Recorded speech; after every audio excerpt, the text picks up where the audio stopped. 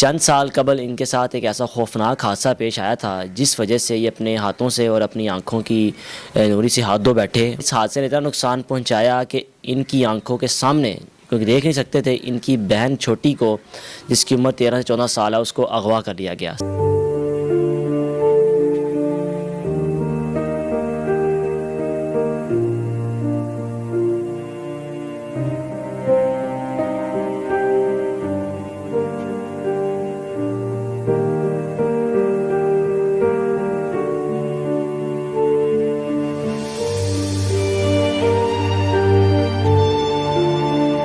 میرا پاکستان کی videos کو دیکھنے کے لیے چینل کو سبسکرائب کیجئے اور بیل آئیکن کو کلک کرنا مت بھولیے تاکہ آپ کو ہماری تمام آنے والی ویڈیوز بآسانی مل سکیں۔ بسم اللہ الرحمن الرحیم۔ السلام علیکم ناظرین، آپ دیکھ رہے ہیں میرا پاکستان اور میں ہوں آپ کا ہوسٹ حارث بھٹی۔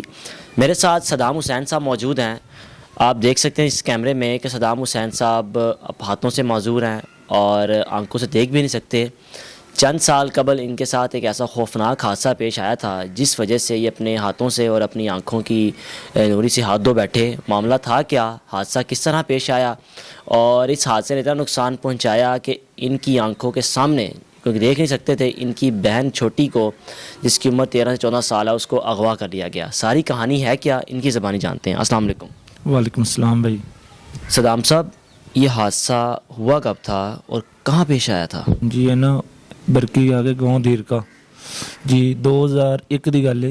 ਮੁਸ਼ਰਫ ਦੌਰ ਦੀ ਤੇ ਜੰਗ ਦਾ ਮਸਲਾ ਹੋਇਆ ਸੀ ਇੰਡੀਆ ਨਾਲ ਤੇ ਆਪਣੇ ਆਰਮੀ ਵਾਲਿਆਂ ਫੌਜ ਨੇ ਮੈਨ ਨੱਪੇ ਸੀ ਜੰਗ ਦੇ ਦੌਰਾਨ, ਖਤਰਾ ਫੁੱਲ ਸੀ।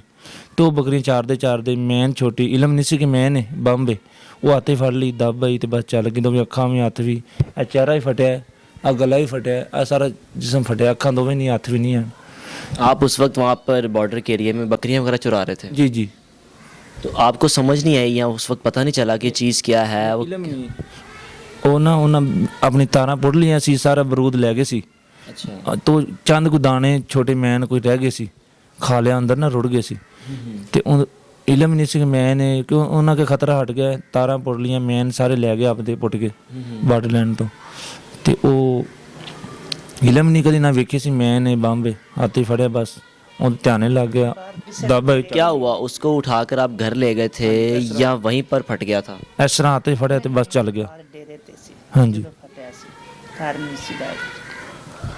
تو جب یہ واقعہ پیش آیا اس وقت گھر والے کہاں تھے؟ کس پتہ چلا کہ بھئی صدام کے ساتھ تو یہ مسئلہ پیش آ گیا ہے، تو کیا صورتحال کیا تھی اس وقت؟ جی اس کی نا آواز کافی آئی تھی، تو پھر پاس میرے آپ ہی رہے تھے، وہ چھوٹی باجی رہی سی، انہیں بلا کے لیا میری امی جی نو۔ پھر وہ ہور کافی لوگ نا جمع ہو گئے کہ ان کی آواز آئی نا کافی، جدو چلیا مین بم چلیا نا، ان کی آواز آئی کافی، تو اس لیے میری امی بھی آ گئی تو ہور ہی لوگ جمع ہو گئے، پھر مینو ہسپتال لے گئے۔ تو صدام صاحب، اس حادثے نے تو آپ کو اتنا نقصان پہنچایا کہ آپ کی ایک چھوٹی بہن، جو کہ آپ کی آنکھوں کے سامنے، کیونکہ آپ دیکھ نہیں سکتے تھے، لوگ فائدہ اٹھایا جنہوں نے، اغوا کاروں نے، وہ واقعہ کس طرح پیش آیا تھا، کہاں آیا تھا؟ جی بھائی نہر کیمپس نہر دے پل تے کیا کرنے کے آئے تھے وہاں پہ؟ ویسے ہی کوئی بس تو اترے ہیں تے نہر کنارے تے گئے، چھوٹا پیشاب درخت اولے کیتا، تو اس بعد نا آپی دی آواز نہیں، چیخاں دی آواز آئی، تو میں نظر نہیں آندا، تو نہ میں دوڑ سکتا سی نہ پھڑ سکتا سی، تو اتوں میری بہن نو اغوا کیتا گیا تو گم ہو گئی۔ 16 سال کی آپ کی جوان بہن کو اغوا کیا گیا ہے، تو پولیس نے کوئی کارروائی کی؟ کوئی FIR درج ہوئی؟ کوئی امپلیمنٹ ہوا ہے کہیں پہ؟ جی اسی مسلم ٹاؤن 1 میں کال کی، مسلم ٹاؤن تھانے گئے اسی، تو 2 بندے فڑائے، ایک بی بی ایک بھائی فڑایا سی، تو انہوں نے سانوں پوچھا نہ دسیا، تفتیشی نے انہوں نے چھڑ دیتا ہے، تو ساری گل ہی نہیں سنی، نہ کوئی بھج دوڑ، کہتے ٹھیک ہے جی مل جائے گی، اسی کام اپنا کر رہے ہیں۔ اماں جی آپ بتائیں، گھر کی آپ کی جوان بیٹی کو اغوا کیا گیا ہے، تو کس طرح صورتحال چل رہی ہے گھر میں؟ تو ایک عجیب سا ایک سما ہوگا کہ جوان بیٹی کو اغوا کر لیا گیا اور ابھی تک ملی بھی نہیں۔ لبدی اج 4 مہینے تے 25 تاریخ ہو گئی ہے، کوئی انہیں کہا بھی ماں تو بھی لب، میں بھی لبنا، میں تیرے نال ہاں، انہاں نوں میں چھڈ دینا تے 3-7 دناں دے وچ میں تیری بیٹی تینوں ملا دیاں دا۔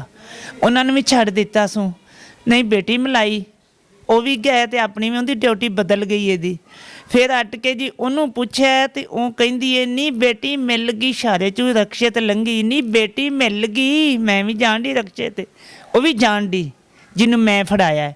ਕਹਿੰਦੀ ਬੇਟੀ ਮਿਲ ਗਈ। ਮੈਂ ਕਿਹਾ ਰਕਸ਼ੇ ਚੱਲਣ ਤੇ ਮੈਨੂੰ ਆਵਾਜ਼ ਕੌਣ ਮਾਰਨ ਡਈ? ਮੈਂ ਕਿਹਾ ਮੈਂ ਵਿਸ਼ ਮਾਰਨ ਡਈ ਅੰਮੀ ਅਖੇ। ਉਹਨੂੰ ਆਖਿਆ ਵੀ ਨਹੀਂ ਬੇਟੀ ਨਹੀਂ ਮੈਨੂੰ ਮਿਲੀ ਏ, ਚਲੇ ਗਈ ਏ। ਫਿਰ ਅੱਡ ਕੇ ਕਹਿੰਦੀ ਏ ਨਹੀਂ ਇਹਨੂੰ ਤਾਂ ਕਿਉਂ ਫੜਾਇਆ ਜੀ, ਇਹ ਤਾਂ ਮੌਕੇ ਦੇ ਕੋਲ ਹੀ ਨਹੀਂ ਹੈਗਾ ਹੈ, ਇਹਨੂੰ ਕਿਉਂ ਫੜਾਇਆ ਜੇ ਮੌਕੇ ਦੇ ਕੋਲ ਹੀ ਨਹੀਂ ਜਦੋਂ ਮੌਕਾ ਬਣਿਆ। ਬੇਟਾ ਮੌਕੇ ਦਾ ਵੀ ਉਹਨੂੰ ਪਤਾ ਹੈ, ਸਾਰਾ ਕੁਝ ਉਹਨੂੰ ਪਤਾ ਹੈ, ਪਰ ਉਹਨੂੰ ਉਹਨਾਂ ਨੇ ਪੁੱਛਿਆ ਨਹੀਂ ਦੱਸਿਆ। ਜ਼ੋਇਆ ਬੀਬੀ ਨੂੰ ਉਹਨਾਂ ਦਿਨਾਂ ਦੇ ਉਸੇ ਸਵੇਰੇ ਫੜਾਇਆ ਤੇ ਸ਼ਾਮ ਨੂੰ ਛੱਡ ਕੇ ਆ ਜਾਂਦੇ ਸੀ। ਮੈਂ ਰੋ ਧੋ ਕੇ ਘਰ ਹੀ ਆ ਜਾਂਦੀ ਹਾਂ, ਨਹੀਂ ਕੋਈ ਕਿਸੇ ਗੱਲ। ਮੇਰੇ ਘਰ 2 ਵੇਰਾਂ ਛਾਪਾ ਪੁਲਿਸ ਨੇ ਇਸ ਤਰ੍ਹਾਂ ਮਾਰਿਆ ਵੀ ਕੁੜੀ ਮਿਲ ਗਈ ਏ, ਕੁੜੀ ਇਹਨਾਂ ਕਿਤੇ ਬਿਠਾਈ ਹੋਈ ਏ, ਤੇ ਰੋਂਦੀ ਮੈਂ ਹਾਲੀ ਵੀ ਸੜਕਾਂ ਤੇ ਫਿਰਨੀ ਆਂਦੀ ਤੇ ਲੱਭਦੀ ਫਿਰਨੀ ਆ, ਤੇ ਮੇਰੀ ਬੇਟੀ ਮੈਨੂੰ ਅਜੇ ਤੱਕ ਵੀ ਨਹੀਂ ਮਿਲੀ ਇਹਦੀ।